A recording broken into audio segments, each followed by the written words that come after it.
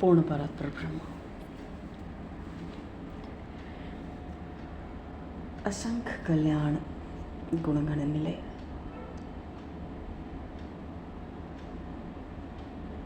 भक्तवांक्षा कल्पतरु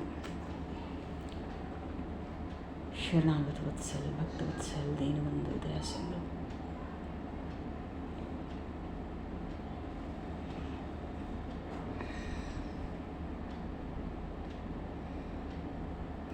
भगवान श्री सीताराम जी महाराज की असीम कृपा करुणा से शर्मा जी महाराज की परम पावन भावमयी सन्निधि में महापुरुषों की भावमयी उपस्थिति में एवं आप सभी श्रद्धालु भक्त वैष्णवों की मंगल सन्निधि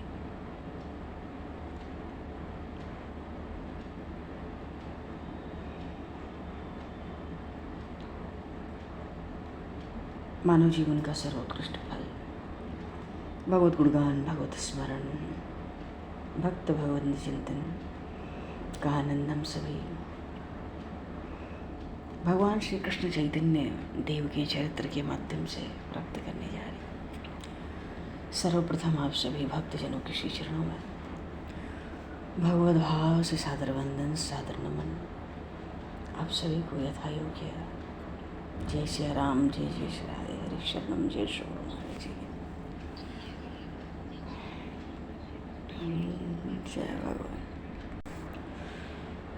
कर्पूर गौरम करुणावतारम संसार सारम भुजगेन्द्रहारं सदा वसन्तं हृदयारविन्दे भवं भवानि सहितं नमामि भवं भवानि सहितं नमामि। हरिशरण भगवान शिव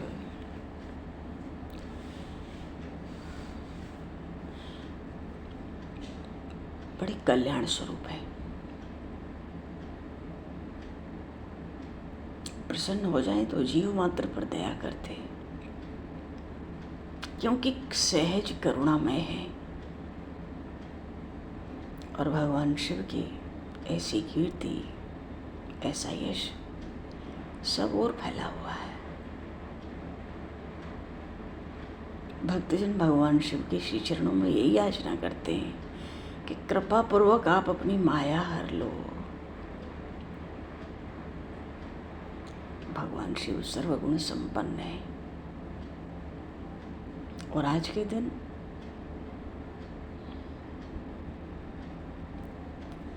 विशेष रूप से मौन रहने का विधान होता है सावन में,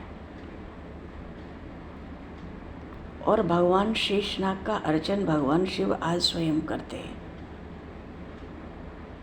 पूरे श्रावण मास में आज के दिन भगवान शिव स्वयं अपने इष्टम शेषनाग का अर्चन करते हैं विधि पूर्वक।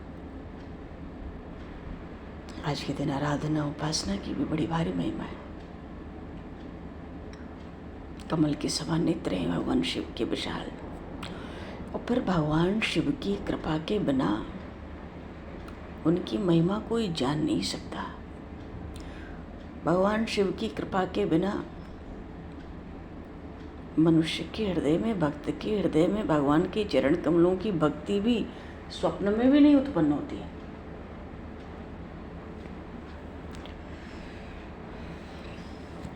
जितने ऋषि सिद्ध मनुष्य मुनि दैत्य देवता हैं, जितने भी जीव हैं जगत में, भगवान शिव के चरणों से विमुख रहकर ही करोड़ों कल्प बीत जाने पर भी संसार सिंधु का पार नहीं पा पाते।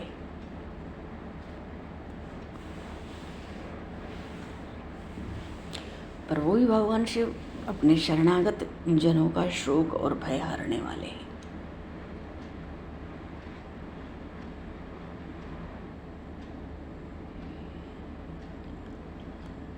काशीपति हैं, शमशान निवासी हैं।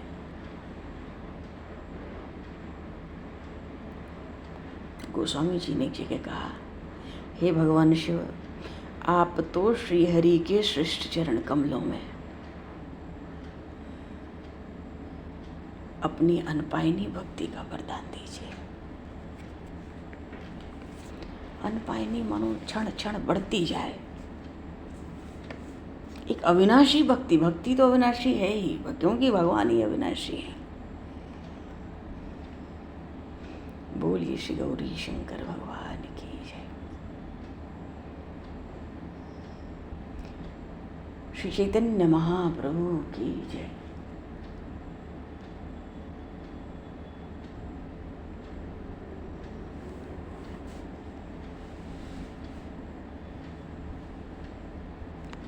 गौरांग देव निमाई प्रभु बहुत ही ध्यान से, सावधानी से श्रवण करने का विषय है।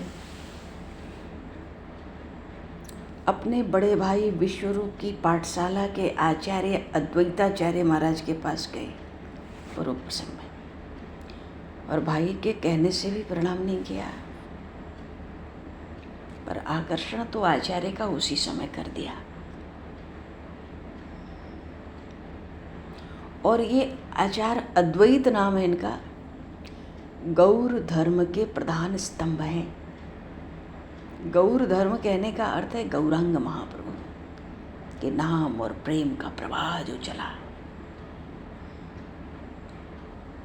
तो प्रायः उसको गौड़ीय संप्रदाय का नाम दिया गया।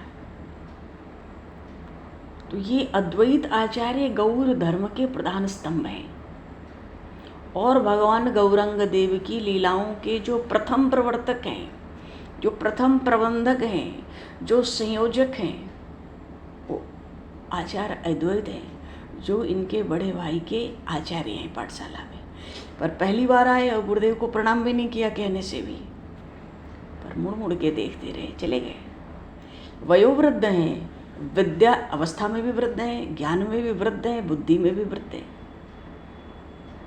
पर गौरांग तो गए, उनके चरणों की रज को अपने मस्तक पर लेप किया। इन्होंने गौरांग देव से पहले ही अवतार ले लिया और गौर लीला को अनुकूल बनने के लिए, चैतन्य महाप्रभु की लीलाएं वायुमंडल में अनुकूल बने, तो उत्तम से उत्तम रंग मंच तैयार करते रहे।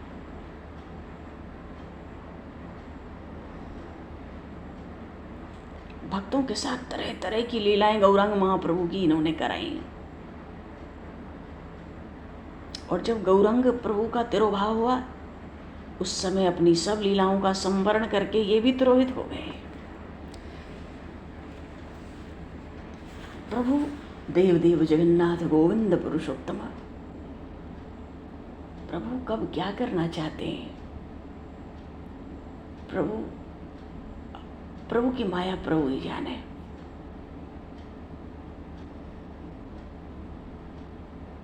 जीव उसमें कुछ चाहना करे तो मूढ़मती है, वो चाहना व्यर्थ है।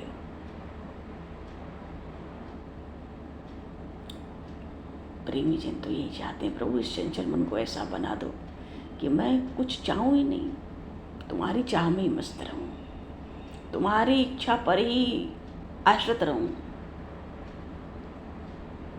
क्यों? भगवान की जो चाहना है वो अमोघ है।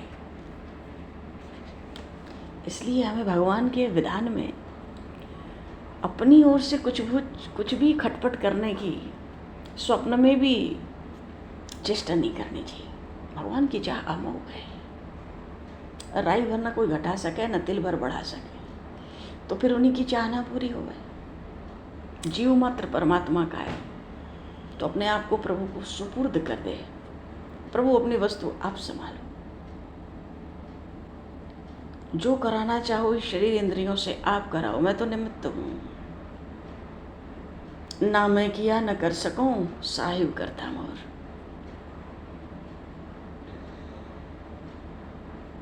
भगवान की कृपा कटाक्ष की कोर, एक बार उस कोर से प्रभु निहार लें, जीव मात्र की अभिलाषा पूर्ण हो जाती है।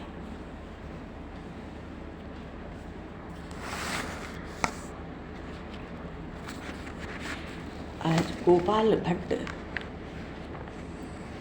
गोस्वामी जी, जिन्होंने श्रीधाम वृंदावन में श्री राधा रमण लाल को प्रकट किया, उनका भी आज तिरुभाव दिवस है। और ये सब 6 गोस्वामी वृंदावन के महाप्रभु के ही निर्देशन पर श्रीधाम वृंदावन पधारे।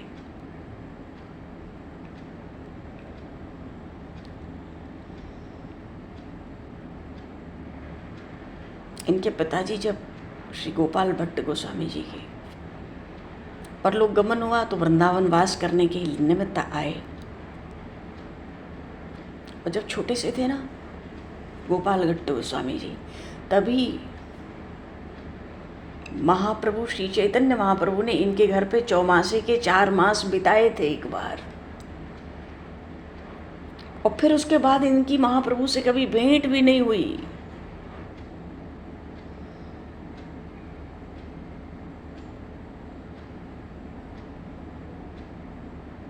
और गोपाल भट्ट जी आ गए वृंदावन, ये बात महाप्रभु को श्री रूप और सनातन गोस्वामी जी ने बताया। श्री रूप गोस्वामी वो जो श्री गोविंद देव जी को प्रकट किए, श्री सनातन गोस्वामी जी वो जी श्री मदन मोहन लाल को प्रकट किए, और गोपाल भट्ट जी ने श्री राधा रमण लाल को। बोली श्री राधा रमण लाल की जय। अरे आज उनके प्यारे निजजन गोपाल भट्ट जी का प्रभाव है। तो महाप्रभु जी ने पत्र लिखा, किसको? श्री रूप गोस्वामी और श्री सनातन गोस्वामी जी को। क्या लिखा उसमें?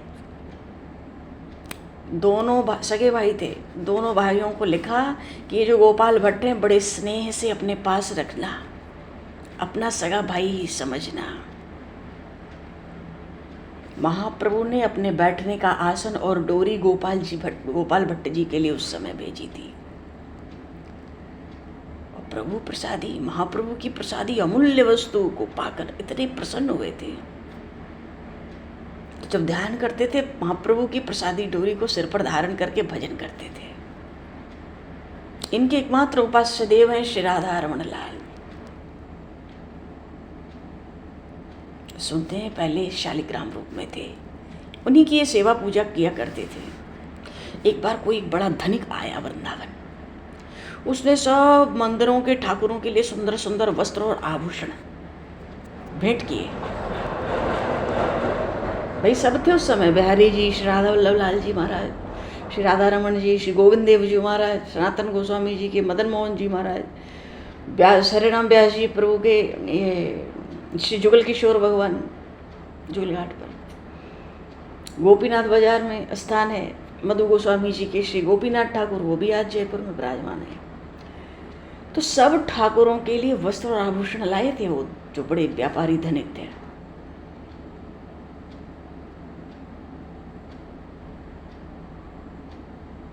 तो इनके यहाँ भी भेंट किया वस्त्र आभूषण। इनकी इच्छा हुई हमारे ठाकुर जी के हाथ पैर होते तो हम भी वस्त्र आभूषण इनको धारण कराते। अब फिर क्या था, अहम भक्त पराधीन। भगवान तो भक्त के अधीन है। भगवान भक्त की इच्छा को कभी अन्यथा नहीं करते। उसी समय शालिग्राम की मूर्ति में से हाथ पैर निकल आए और भगवान श्री राधा रमण मुरलीधारी श्याम बन गए। बोलिए श्री राधा रमण लाल की जय, श्री गोपाल भट्ट गोस्वामी की जय। ऐसे गोपाल भट्ट जी की प्रसन्नता का ठिकाना कहाँ रहा होगा। ठाकुर जी को वस्त्र आभूषण पहनाए, भक्ति भाव से उनकी स्तुति करी। और श्रीनिवासाचार्य इन्हीं के शिष्य थे। निवासाचार्य के शिष्य थे मनहरन दास जी, और मनहरन दास जी के शिष्य हुए श्री प्रियादास जी महाराज, जिन्होंने भक्तपाल की भक्ति रस बोधनी टीका करी।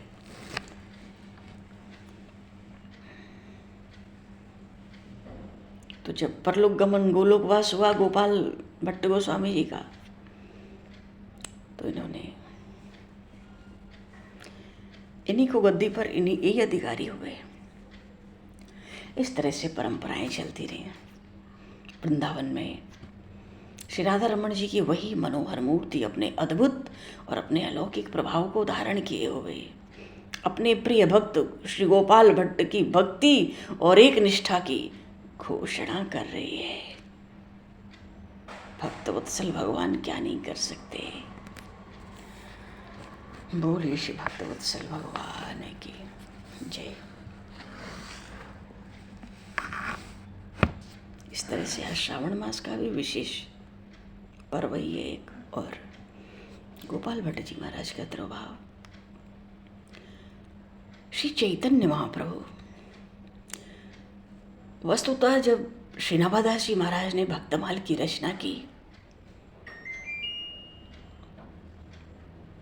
तो श्री चैतन्य महाप्रभु का, भाई इनका भी तो चरित्र होना चाहिए, पर विश्वास मानो इतिहास पुराण शास्त्र सब देख लो, एक ही चरित्र है।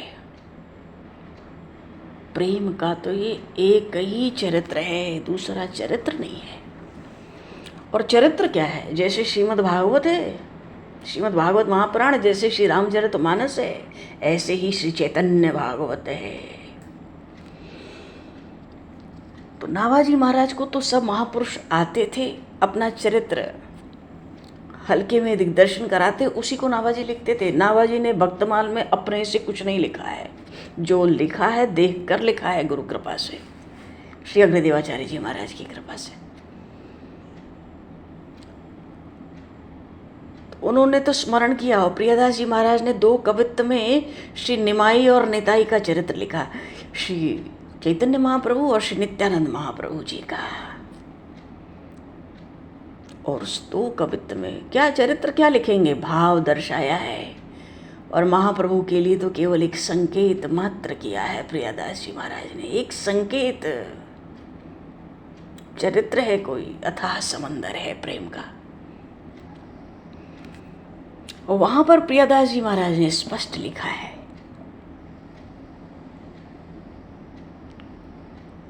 कि जैसे द्वापर के अंत में यशोदानंदन हुए, वो ही यशोदानंदन कलयुग में सची माता के गर्भ से जो निमाई प्रकट हुए, वो वही हैं जो यशोदानंदन थे। ये बात बिल्कुल स्पष्ट लिखी है भक्तमाल में। तो ऐसा कैसे?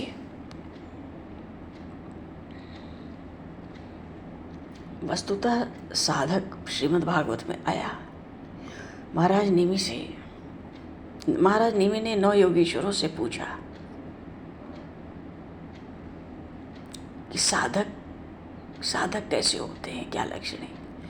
वहाँ पे 3 तरह के साधक, उत्तम, मध्यम और कनिष्ठ, 9 योगेश्वरों ने सुनाया। संक्षेप में, उत्तम साधक वो है जो कण कण में परमात्मा का दर्शन करता है। मध्यम साधक वो है जो भगवान में प्रेम रखता है, भगवान के भक्तों में मित्रता रखता है। अन्यान्य जो जीव हैं जगत में, उन पर कृपा रखता है। और कनिष्ठ वो है कि भगवान की तो खूब पूजा पाठ भक्ति स्तुति करता है, पर भगवान के भक्तों में, अन्यान्य प्राणियों में कोई भाव नहीं रखता, सद्भाव। महाप्रभु, फिर कभी विस्तार से चर्चा हो सकती है। महाप्रभु का चरित्र देखो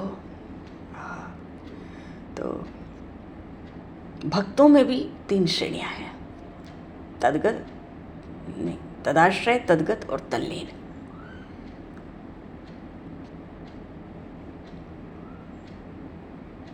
तदाश्रय,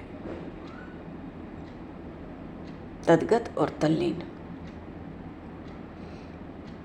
तल्लीन के उदाहरण तो एकमात्र महाप्रभु हैं। सब इतिहास पुराण शास्त्र देख लो, 4 युग में ऐसा चरित्र नहीं दिखता है।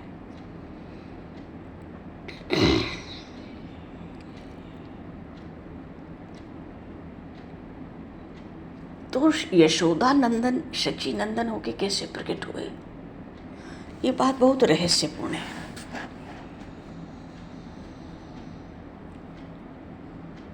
और इस रहस्य को थोड़ा सा भी, अंश में भी आत्मसात करने के लिए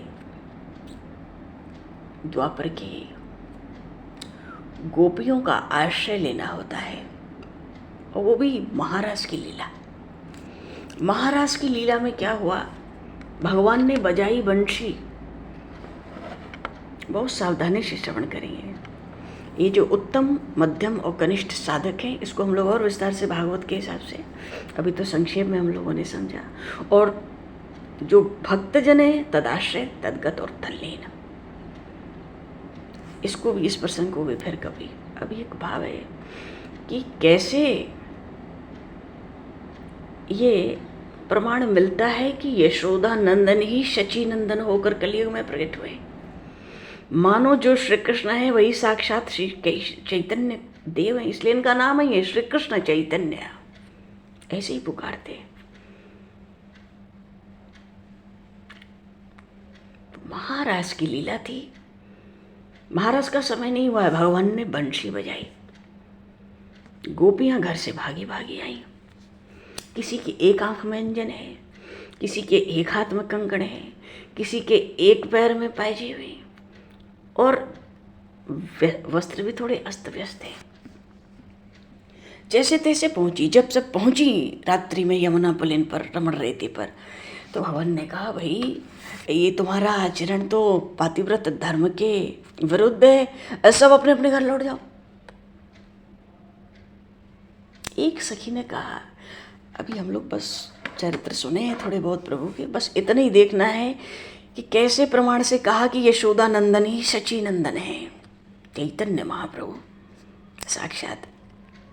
एक सखी ने कहा, अरे श्याम सुंदर, कैसे निष्ठुर, कैसे कठोर बोलते हो, तुमने बंशी में हमारा नाम बुलाया, सो हम भागी भागी आई। भगवान ने कहा, और आने के बाद तुम ऐसा करते हो। तो भगवान ने कहा, देखो तुम्हारे लिए पातिव्रत धर्म सर्वोपरि है, तुम अपने घर परिवार, बाल बच्चे, परिवार सब छोड़कर आई हो, ये पातिव्रत धर्म के विरुद्ध है। एक पतिव्रता थी, उसका नियम था रात्रि में अपने पति के चरण दबाती, और कब तक दबाती, जब तक वो आज्ञा ना कर दे तब तक वो विश्राम करने नहीं जाती, उसका नियम था। एक दिन वो चरण सेवा पति की कर रही थी, और उसका घर में बालक था 1-1.5 वर्ष का, 2 वर्ष का। धीरे धीरे अग्नि की गांठ में चला गया। वो पतिव्रता देख रही थी। भगवान पातिव्रत धर्म की महिमा वस्तुतः उनको बता रहे थे, वो देख रही थी। पर वो सोचती है, अगर पति की सेवा छोड़ूंगी तो वर्षों का पातिव्रत धर्म अभी नष्ट हो जाएगा। उसने बालक को भी देखती रही, पति की सेवा करती रही। अब पति अपने से कहे, खुद से तो कह ही नहीं सकती, तो हो जाए कैसे। फल क्या हुआ, वो बालक उस अग्नि कुंड में गिर गया। पर वो पति के चरण सेवा करती रही। थोड़ी देर बाद पति ने अपने से कहा, हाँ हो गया, विश्राम करो। उठी और झट बालक के पास गई, और जब बालक के पास अग्नि कुंड में गई तो अग्नि में क्या, वो बालक तो मानो कोमल धूल में बैठा था। भगवान ने कहा, ऐसी महिमा है पातिव्रत धर्म की। क्यों, पतिव्रता है, अग्नि को भी श्राप देने की शक्ति रखती है। अगर उसके बालक का अनिष्ट होता तो अग्नि कहाँ जाते, अग्नि ने रक्षा की उसके बालक की। इसलिए तुम लोग जाओ, और अभी उचित नहीं है, रात्रि का समय है, ये वन है, यमुना का पुलिन है, तुम लोग जाओ। एक ने कहा, श्याम सुंदर हमारे एक प्रश्न का उत्तर दे देते जाने से पहले। प्रभु ने कहा, हाँ हाँ बोलो। अब प्रभु तो प्रभु है। उसने कहा, श्याम सुंदर एक और पतिव्रता थी। अच्छा, ब्राह्मणी भी थी, ठीक है। अच्छा, ये सब प्रसंग इसलिए आए क्योंकि भगवान जब रास में आए, गोपियों का भगवान ने श्रृंगार सुधारा, उनको पंखा झला, तरह तरह से सेवा की। भगवान उनको जब लगा, रहे श्याम सुंदर तो हमारे अधीन है, हर तरह से हमारी सेवा करते हैं, तो भगवान को अभिमान तो अच्छा लगता नहीं है। भगवान अंतर्ध्यान हो गए। गोपियों ने गोपी गीत गाया था। ये सब प्रसंग आए थे। और फिर पहले चरित्र किए, भगवान नहीं आए तो भगवान का गुण गाने लगी। तो भगवान पीछे आए, जब वो व्याकुल हो, गुण गाने से भी नहीं आए, रोकर एकदम बेसुध हो गई, व्याकुल हो के गिर पड़ी, प्राण कंठगत हो गए, तब भगवान आए। पहले उस गोपी ने पूछा कि एक ब्राह्मणी है, पतिव्रता है, पति की सेवा के बिना उसका कोई काम नहीं है, उसे उसके पति को कहीं बाहर जाना था बहुत समय के लिए। उसने कहा कि अरे हमारे तो प्राण निकल जाएंगे, बिना स्नान कराए हम स्नान नहीं करते, बिना खवाए हम खाते नहीं, तो हम तो भूखे मर जाएंगे पीछे। तो ब्राह्मण ने कहा, बड़े विद्वान थे, ऐसा करो मेरा एक चित्रपट बना लो, खुद बना लो और रोज विसर्जन करो, या एक चित्रपट बना के रख लो, आवाहन कर लो मंत्र से। पहले लोग मंत्र से विसर्जन कर देते थे जैसे देवताओं का पूजन होता। तो उसने कहा चित्रपट बना लो, उसी की सहज सेवा कर लेना तुम, और बाकी तुम अपना सारा काम करते रहो, खाते पीते आराम करो, ये मेरी आज्ञा। चला गया। और एक दिन बाद, बहुत समय बाद वो आया, उसने दरवाज़ा खटखटाया। ये गोपी पूछ रही आंख दिखा के श्याम सुंदर से एक प्रश्न, उन्होंने सुना दी महिमा, अब इसको भी सुनना है। खटखटाता है दरवाज़ा और वो सेवा में बैठी है उसी पति के, स्वरूप बनाकर मिट्टी का लोथड़ा, और सेवा पूजा कर रही है। तो श्याम सुंदर जब वो आ गया, क्योंकि आवाज़ भी दे रहा है तो मालूम पड़ रहा है पति आ गया, तो क्या करना चाहिए उस समय? वो जो सेवा पूजा कर रहे हैं उसको छोड़ के दरवाज़ा खोलें या उसको पूरा करके दरवाज़ा खोलने जाएं? क्यों पति आज्ञा से इसमें भी पति और प्रत्यक्ष पति भी आ गया। तो भगवान ने कहा रे इसमें क्या विचारने की बात है, जब प्रत्यक्ष पति आ गया तो छोड़ो उसको, फेंको, उसका स्वागत सत्कार करो। तो सब गोपियां ताली बजा के हंस पड़ी। श्याम सुंदर न्याय हो गया। क्या मतलब? तो उन्होंने कहा, अरे जब तक आप हमारे सच्चे पति अंतरात्मा के परमात्मा जब तक हमारे जीवन में नहीं आए थे, तब तक इन माटी के लोथड़ों की हम सेवा पूजा करते रहे, करती तो अभी भी हैं। पर जब आप जीवन में आ गए और आपका स्वरूप ज्ञात हो गया, तो अब उनकी वो मिट्टी के लोथड़ों की हम सेवा पूजा क्यों करें? पहले हम आपकी आज्ञा मानेंगे, आपने बुलाया है। भगवान चुप पड़े, भगवान को चुप होना पड़ा। पर भगवान बहुत चतुर चूड़ामणि है। पीछे फिर जब हार गए बातों में, ठीक है भाई, तो सबके श्रृंगार सुधारे। किसी की एक आँख मंजन था, किसी के एक हाथ में, किसी के एक पैर में, किसी के कुछ, किसी के कुछ। कहने का भाव है जीव ये न सोचे, सिद्धांत की बात है कि हम पे इतने दोष हैं, इतने अवगुण हैं, हम इतने पापी पतित हैं, ये हैं वो हैं। जो जीव जहाँ है, जैसे है, जब सुधियावे भगवान की शरण हो जाए, क्यों भगवान खुद सुधार लेंगे। जो दोष है भगवान उसको खुद दूर कर लेंगे। गोपियों का सब दोष श्रृंगार का प्रभु ने दूर किया। रास में उससे पहले किसी का भगवान पसीना पोंछ देते, किसी को जल की सेवा कर देते, किसी को पंखा झलने लगते अपने पीताम्बर से। अभिमान हो गया गोपियों को। सोचने लगी श्याम सुंदर हमारे अधीन है, भगवान अंतर्ध्यान हो गए। गोपी गीत गाए उन्होंने श्लोकों में, जयति तेधिकम जन्मना प्रजा।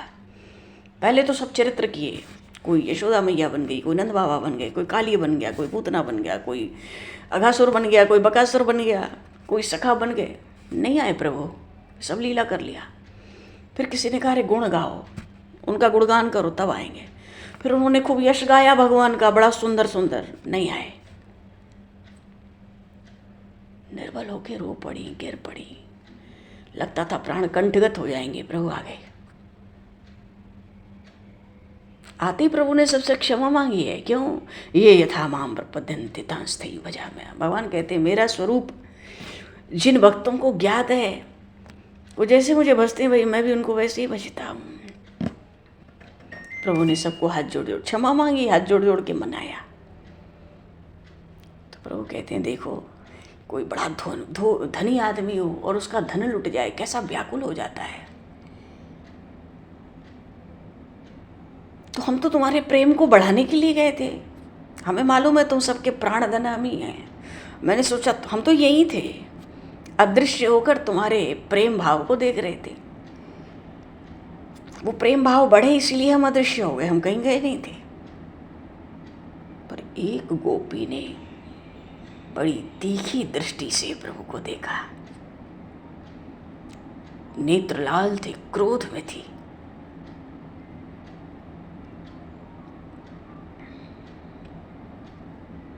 धनिक का धन चला जाए ना, बड़ा व्याकुल हो जाता है। एक आदमी था, खेती करता था, पास में नदी बहती थी, हल चला रहा था। एक बार एक कलश सा मिल गया, स्वर्ण मुद्राओं से भरा था। इतना खुश हुआ, करोड़ों की संपत्ति थी, इतना प्रसन्न हुआ, सोचा नदी में इसको बढ़िया से धो लें। धोया, बह गया, कलश ही बह गया पूरा, मटका ही चला गया अशर्फियों के साथ। अब तो पागल हो गया था, अच्छा वाला आदमी था गांव का, पागल हो गया। बस वो यही बोलता था, हाय धूमती गई, हाय धूमती गई, मानो धोते समय चला गया सब। पागल हो गया, कोई समझता ही नहीं था वो ऐसा क्यों बोलता है। बहुत समय बाद उसके एक मित्र ने देखा कि शांतचित्त बैठा, उससे पूछा, मित्र तुम ये सारा दिन क्या एक ही काम करते हो, हाय धूमती गई, हाय धूमती गई। तो उसका चित्त शांत था ना, उसने अपने मित्र को बताया, एक बार मैं हल चला रहा था खेत में, इतना बड़ा अशर्फियों का कलश मिला था, मैंने सोचा नदी में धो लूँ, ऊपर से जो मिट्टी विट्टी लगी है बहुत पुरानी जमी थी, उसी धार में जल के मैं संभाल नहीं पाया, कुछ हाथ नहीं लगा, सब बह गया। अरे भैया, जब वो मित्र सुना वो भी पागल सा हो गया उस दिन से। सुनते ही, क्यों भाई, मित्र को इतना कुछ मिलता, करोड़ों की संपत्ति, तो हमें भी तो आनंद होता। अब जो भी विचार था वो सुन के पागल हो गया। वो उस दिन से बस यही बोलता था, हाय पाई तो पाई धोई क्यों, हाय पाई तो पाई धोई क्यों। कहने का भाव है, भगवान कहते हैं लोभी को धन कितना प्यारा है। गोस्वामी जी ने रामचरितमानस के विश्राम पर लिखा है, काम ही नारी प्यारी जीवी। गोस्वामी कहे नहीं, ये दृष्टांत ठीक नहीं है। कामी को स्त्री जितनी प्यारी है, नहीं, क्यों, काम की सीमा है, लोभ की सीमा है, काम की सीमा है, क्रोध की सीमा है, पर लोभ की सीमा नहीं है। लोभी के लोभ की कोई सीमा नहीं, क्रोध कितना करेगा उसकी सीमा है, कामनाएं कितनी रखेगा सीमा है, पर लोभ की सीमा नहीं है। इसलिए गोस्वामी जी कहते हैं कामी नारी प्यारी जी में, नहीं प्रभु इतना ये नहीं चाहिए। फिर लोभी प्रिय जी में धाम, लोभी को धन जितना प्यारा है, ते मेरे रघुनाथ निरंतर प्रिय लागो राम।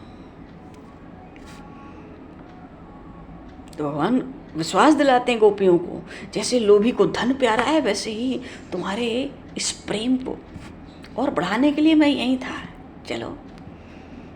पर वो तिरछे नेत्र से देखती थी ना, नेत्र लाल करके, बड़े क्रोध में थी। इन गोपियों के भी बड़े रहस्य हैं, एक एक के अलग अलग। एक एक की सेवा भगवान ने क्या क्या कैसे कैसे की, और ये जो नेत्र तरेरती है बड़ी जोर की क्रोध में, इन सब गोपियों की लीलाओं में इस सबका एक एक रहस्य है, सबके स्थान बिल्कुल निश्चित है। खैर, उसने कहा, बड़े क्रोध में थी, श्याम सुंदर एक बात बताओ, ये श्रीमद् भागवत का प्रसंग है, महाराज की लीला जो रास पंचाध्यायी है उसका प्रसंग है ये। सुखदेव जी परीक्षित जी को सुनाए ये प्रसंग। हम लोग तो भी ये स्मरण करना चाह रहे हैं कि यशोदा नंदन शची नंदन चैतन्य महाप्रभु के रूप में कैसे प्रकट हुए, उसका क्या रहस्य है और क्या आवश्यकता पड़ी इस बात की। उस गोपी ने कहा, श्याम सुंदर ये बताओ, असल में गोपी चाहती थी कि एक तो इन्होंने गलती की, हमको इन्होंने इतना दुख दिया, बीच में ये भाग गए, गलती अपनी ये मानते नहीं हैं, तो कुछ ऐसा करके इनको प्रश्नों में उलझा दें कि इनके मुंह से ही इनकी गलती स्वीकार हो जाए। ऐसे तो ये हमारे प्रेम को बढ़ाने गए, हमारे तो प्राण ही निकल जाते, ये प्रेम बढ़ाते। तो ऐसा इनको घेर लें, प्रश्नों में अपने उलझा दें कि अपने मुंह से कह दें, इनके मुंह से निकल आवे कि सारी गलती इनकी है। पर भगवान तो चतुर चूड़ामणि हैं। वो कहती है, श्याम सुंदर तुम बड़े चतुर हो, सुना है बात बनाने में तुमको कोई पाता नहीं। एक गोपी ने झट, उसने देखा ये क्रोध में है, ये छोड़ेगी नहीं श्याम सुंदर को अभी, तो उसने झट अपना उत्तरी बिछा दिया। क्यों, प्रभु विराजेंगे, बैठो कन्हैयालाल विराजो, हे नटनागर विराजो, खड़े खड़े पैर दुख जाएंगे तुम्हारे। अरे जो भगवान योगी, बड़े बड़े योगियों के ध्यान में भी हृदय में क्षण मात्र को बिजली सी चौंध कर अपना स्वरूप प्रकट करके बिजली के समान क्षणिक वहाँ से भी अदृश्य हो जाते हैं, उन प्रभु को ये गोपियाँ अपने उत्तरीय पर बिठाती हैं। बैठो, बैठाकर बताएंगी विधि पूर्वक। प्रभु समझ गए ऐसा काम तो किए, चलो बैठो, बैठ के सुनो। गोपियों के उत्तरीय पे प्रभु विराजे। बोलिए श्री नंद नंदन श्याम सुंदर भगवान की। और वो गोपी कहती है कि ये बताओ जो भजने वालों को भजते हैं वो कौन होते हैं? बुद्धि लगाकर बताना। और ये भी बताओ जो नहीं भजने वालों को होते, जो नहीं भजने वालों को भजते हैं वो कौन होते हैं? ये उसका दूसरा प्रश्न है। पहला प्रश्न उसने किया कि जो भजने वाले को भजता है वो कौन है। दूसरा प्रश्न उसने किया जो नहीं भजने वाले को भजता है वो कौन है। और तीसरा एक और उसने प्रश्न किया प्रभु से, ये बताओ जो भजने वाले और न भजने वाले दोनों को नहीं भजता है वो कौन है?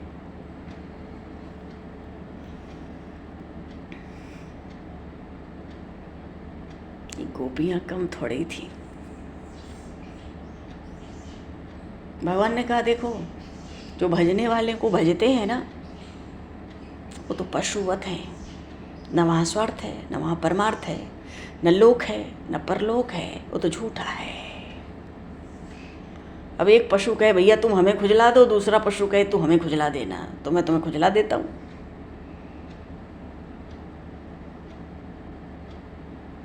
भैया हम तुम्हें निमंत्रण दें, तुम यहाँ आ जाना, तुम हमें निमंत्रण देना, हम वहाँ आ जाएंगे।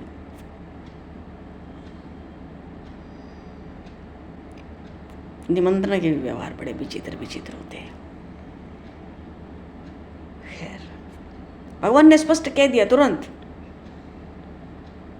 जो भजने वाले को ही भजे कि भाई तू मुझे भज तो मैं तुझे भजूं, फिर तो न महास्वार्थ है, न परमार्थ है, न लोक है, न परलोक है, वो झूठा है, किसी काम का नहीं है। ठीक है। और जो नहीं भजने वाले को भजते हैं, भगवान बोले इसमें दो तरह के लोग हैं। एक तो करुणावान पुरुष हैं, एक माता पिता है। अब जैसे श्री राम वृंदावन है, यहाँ बड़े बड़े धनिक आते हैं, व्यापारी आते हैं और यथायोग्य साधु ब्राह्मणों को, वैष्णवों को वस्त्रों का दान करते हैं, अन्न का दान करते हैं, उनकी आवश्यकता के अनुसार कुछ और दान पुण्य करते हैं। तो क्या जिनको करते हैं उनके बदले उनसे कुछ चाहिए? उनको तो कुछ नहीं चाहिए।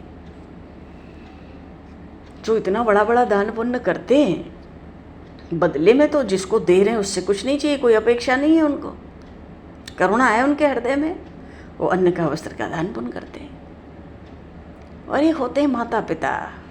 अब संतान ही अधम हो, माता पिता का आदर सत्कार न करे, फिर भी माता पिता क्या करें, उसका हित ही चाहते हैं, उसको भजते हैं, उसका कल्याण मंगल हो जाए, कैसे हो जाए यही चाहते हैं। पर हे गोपियों, मुझे न तो करुणावान पुरुष समझना और न माता पिता जैसा समझना। फिर भगवान ने चतुराई बहुत लगाई पर गोपियों के आगे चली नहीं। फिर वो समझ गए कि हमारी घेराबंदी हो रही है, हम चले गए थे इसलिए। भगवान ने कहा वो करुणावान मत समझना हमें वो वाला। क्यों? वो जो करुणावान पुरुष आते हैं, सबको अन्न वस्त्र दान करते हैं, भले वो बदले में कुछ नहीं चाहते पर धर्म बुद्धि से करते हैं कि उनको पुण्य होगा, सत्कर्म होगा। और रहे माता पिता, तो माता पिता भी अपने ही संतान का मंगल और हित चाहते हैं दिन रात, पड़ोसी के नहीं।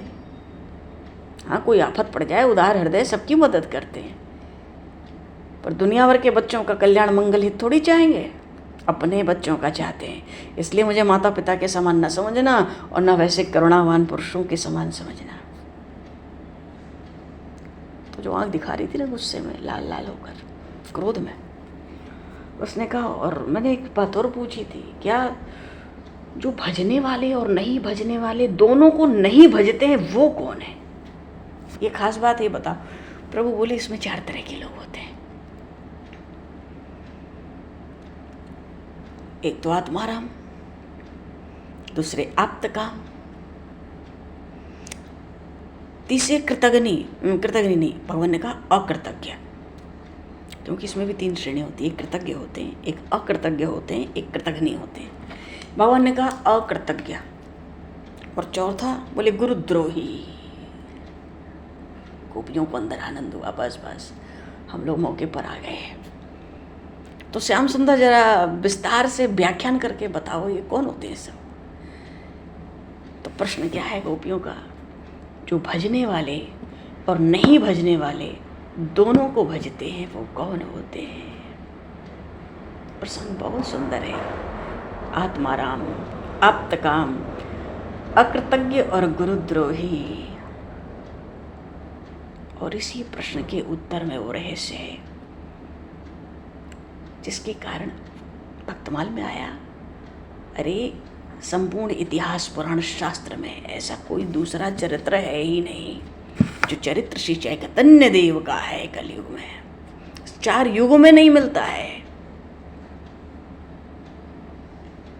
कि यशोदा नंदन शची नंदन होकर कैसे प्रकट हुए। भगवान किन भावनाओं के आगे, प्रबल चाह और प्रबल भावना, प्रबल प्रेम के आगे भगवान ने गोपियों के आगे जो घुटने टेके। पर भगवान अभी समय को दृष्टिगत करते हुए अब इस प्रसंग को हम लोग आगे, क्योंकि महाप्रभु की लीलाओं में परिवर्तन हो गया। अद्वैत आचार्य आ चुके हैं। इनका एक बालक है, वो बालक भी बड़ा विलक्षण और बड़े समय पर हुआ, बड़ी मनौतियों पर। उस बालक का चरित्र, अब तो एक एक का चरित्र ही ऐसा है, ये सब प्रेम प्रवाह की ओर जाएंगे। महाप्रभु श्री चैतन्य महाप्रभु ने धराधाम पर 48 वर्ष रहे।